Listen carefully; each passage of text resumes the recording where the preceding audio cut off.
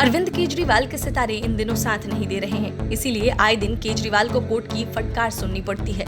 ताजा मामला दिल्ली में वैक्सीन की किल्लत का है। कोरोना वैक्सीन की कमी के मद्देनजर दिल्ली हाई कोर्ट ने दिल्ली की केजरीवाल सरकार को जमकर फटकार लगाई। अदालत ने कहा कि अगर दिल्ली सरकार लोगों को तय समय में भारत बायोटेक द्वारा निर्मित कोवैक्सीन की दोनों खुराकें मुहैया नहीं करवा सकती तो उसे इतने जोर शोर से टीकाकरण केंद्र खोलने ही नहीं चाहिए थे। कोवैक्सीन की दूसरे डोज को लेकर दिल्ली हाई कोर्ट में 2 याचिकाएं दाखिल हुई थी।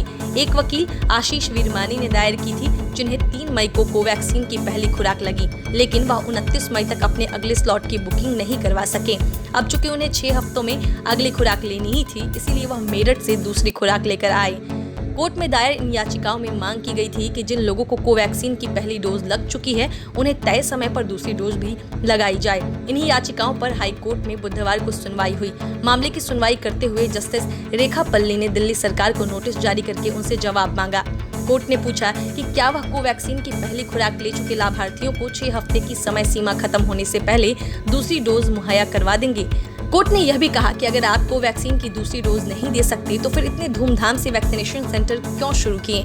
मामले की सुनवाई के दौरान कोर्ट ने कहा कि यदि आप सुनिश्चित नहीं थे कि आप दूसरी खुराक भी दे सकते हैं तो आपने टीकाकरण क्यों शुरू किया। आपको रुक जाना चाहिए था।